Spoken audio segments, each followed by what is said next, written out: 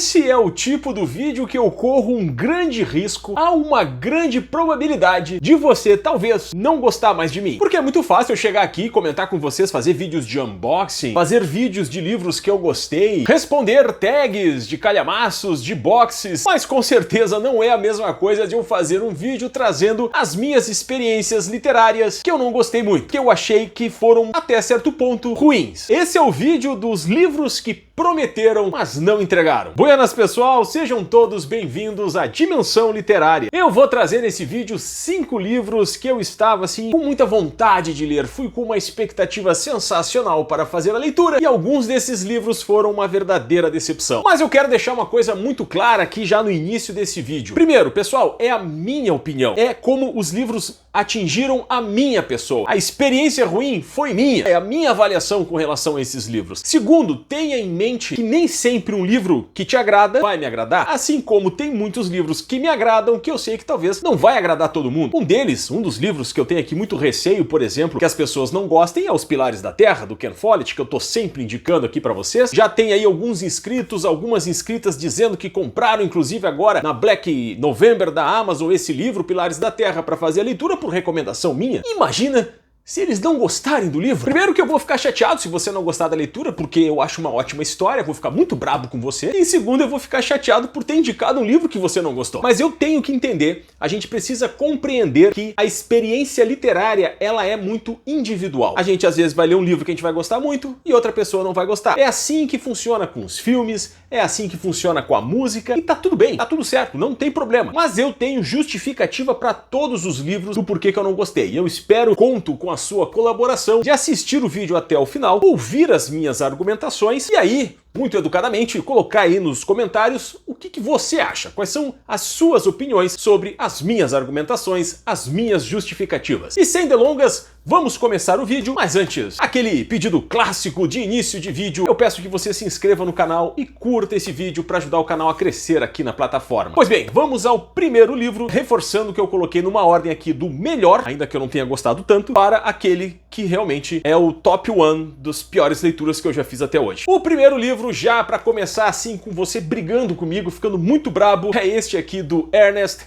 Hemingway, O Velho e o Mar. Bom, vamos lá. A história desse livro, da minha vivência, da minha experiência com ele, pode ser um pouco longa, eu vou tentar encurtar ao máximo, acredito que em 2 horas eu consiga fazer a explicação. Vamos lá. A pessoa que indicou esse livro disse que o livro foi um divisor de águas na vida dela. Esse livro simboliza o antes e o depois na vida dessa pessoa. Caramba, foram tantas coisas boas ditas, tantos elogios, que eu automaticamente me apaixonei pelo livro. Eu disse, eu vou comprar um livro fininho, vai ser uma leitura rápida e se for isso tudo, vai ser maravilhoso. Pois bem, a minha expectativa para ler esse livro era muito alta, muito alta. Eu tava muito empolgado para fazer a leitura. E eu fiz a leitura e é uma história boa, vou dizer para vocês aqui, é uma história boa, eu gostei da história, mas não foi aquilo tudo. Tudo aquilo que aquela pessoa falou, para mim, não funcionou, não atingiu. Eu digo, caramba, o problema deve ser eu. Aí eu fui procurar explicações na internet, fui procurar outras opiniões com relação a esse livro e muita gente que gosta desse livro falou que ele tem várias lições de moral, várias interpretações legais, várias lições de vida que a gente pode tirar dele. E eu disse, é verdade. Mas eu também posso tirar várias interpretações, várias lições de moral de um livro com páginas em branco. Imagina um livro com 300 páginas em branco. Eu posso dizer que aquele livro, na verdade, simboliza a nossa vida, porque a nossa vida são páginas em brancos e a gente preenche. Imagina um livro com 365 páginas.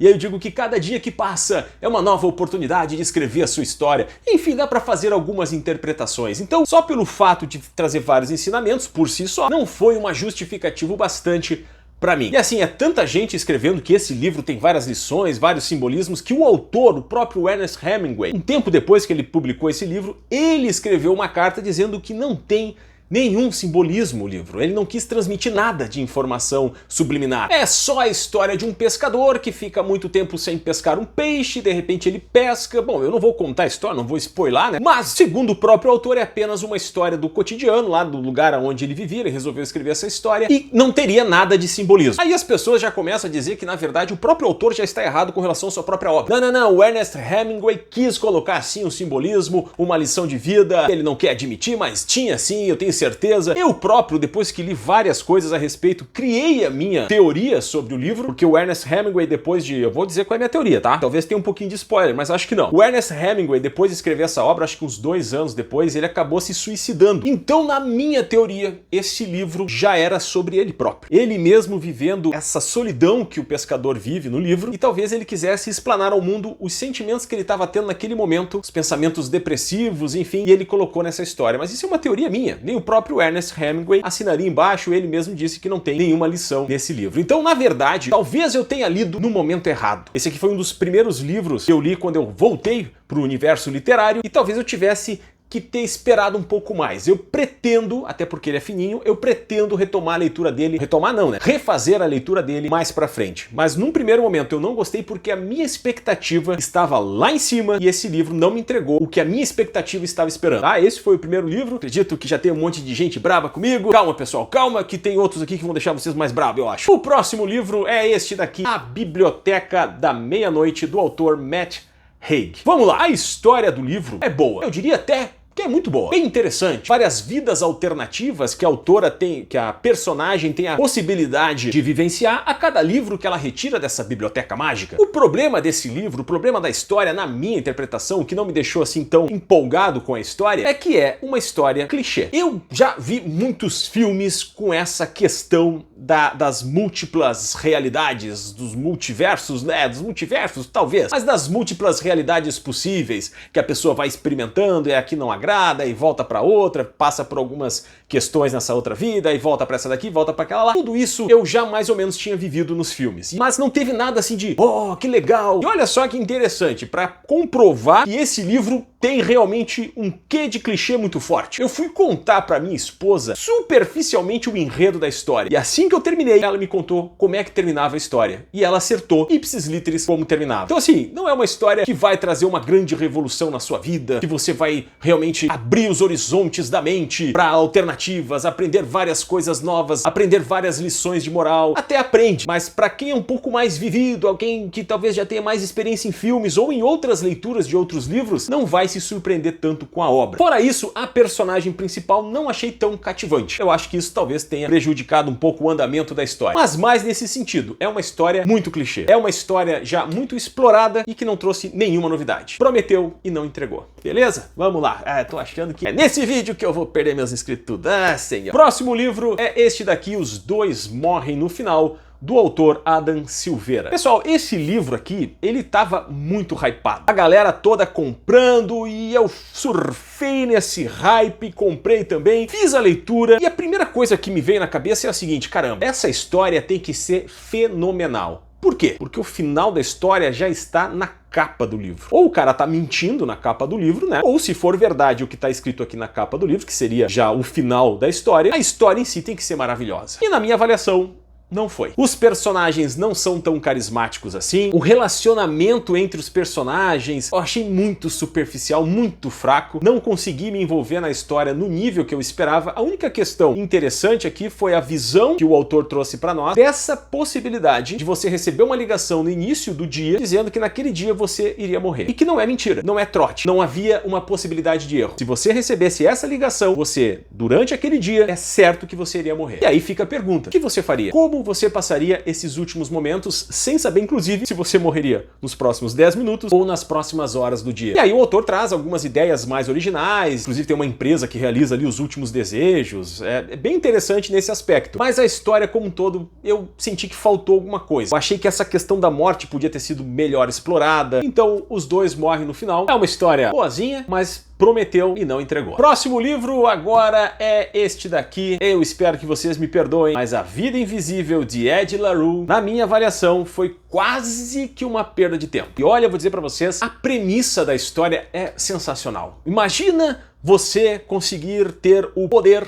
a bênção ou a maldição de ser esquecido poucos segundos depois que uma pessoa te conhece. A pessoa te conhece agora, daqui a algum tempinho, alguns segundos, se ela não te ver, se você não estiver na frente dela, ela esquece de você. Você é uma pessoa invisível para essa pessoa e para a humanidade. Você não pode nem, inclusive, deixar marcas. Olha que premissa interessante, olha o que dá para trabalhar de conceitos existenciais nessa obra. Só que a autora, na minha avaliação, primeiro, tem páginas demais aqui, não precisava ter tantas páginas. Inclusive, eu até poderia colocar esse daqui como calhamaço, deixa eu ver. Não poderia colocar na tag calhamaços, porque até poderia colocar, tem exatamente 500 páginas. Mas enfim, a autora, na minha avaliação, ela não conseguiu acertar o clímax da história, não conseguiu acertar com relação aos personagens, eu não consegui me envolver com a personagem principal, com a Ed LaRue. Era uma vida insossa, não tinha nada assim muito interessante, salvo algumas pequenas partes, algumas pequenas questões da história dela que realmente chamam a atenção, mas muito pouco para um livro de 500 páginas. E outra coisa, pessoal, se você quiser ler esse livro, dar uma chance para este livro, faça isso. Acho que você deve dar essa chance, porque pode ser que essa história para você seja diferente do que foi para mim, mas eu diria para você, não leia essa parte da orelha aqui. Não leia, porque nem a orelha, nem a sinopse, nem a parte... Então não lê nada que possa contar um pouco da história, porque eu li. E as duas partes, os dois plot twists que acontecem na história estão nessa orelha. E ao saber dos plot twists, quando esse plot twist chega, não tem o mesmo impacto que teria se eu não soubesse que eles estavam lá, que eles existiam. Então, se você quiser dar uma chance, eu acho que você vai curtir mais um pouquinho, talvez, a leitura, se você não leu o que tá na orelha ou na sinopse. Esse aqui, particularmente, para aquelas pessoas que não têm muito interesse na obra, eu não indico a leitura. Não curti. Esse aqui realmente prometeu muito, não entregou quase nada. Minha nossa. E por último, pessoal, eu trouxe aqui um livro, olha, eu acho que foi o primeiro livro que eu li na minha retomada pro universo da literatura. Por quê? Porque é um livro fino. Vou mostrar pra vocês aqui, ó, antes de mostrar pra vocês, aliás, deixa eu ver aqui o número de páginas. 92 páginas. Eu estou falando da Morte de Ivan Ilitch, do autor Lev Tolstói. Me indicaram esse livro, que aliás todos os livros aqui me indicaram, eu sempre vou normalmente por indicação, dificilmente eu compro um livro atualmente simplesmente pela sinopse ou porque eu gostei da capa, mais difícil eu comprar nessas características. Me indicaram sendo uma novela que trazia ali a ideia do conceito da morte, os questionamentos que se faz quando se está na iminência da morte, aquela coisa toda. Achei que era um livro mais profundo, enfim. Eu fiquei muito empolgado porque eu gosto dessas histórias que trazem essa temática da morte, mas não que trazem a morte em si. Eu digo assim, os questionamentos que os personagens fazem com relação à morte. Quando eles sabem que vão morrer ou quando alguém próximo morre, eu gosto dessas questões filosóficas relacionadas à morte. E esse aqui eu achei que ia ser um livro muito mais profundo, eu achei que ia ser um livro com muito mais camadas. E eu não gostei. Pode ser que eu me meti a besta de ler um livro nessa temática já na primeira experiência literária, retornando ao universo literário? Pode ser. Pode ser que tenha sido uma burrada minha pegar um livro assim. E talvez eu dê mais uma chance para ele, uma chance para mim mesmo, e vou reler a obra talvez num futuro. Mas esse aqui, muito menos interesse eu tenho de reler do que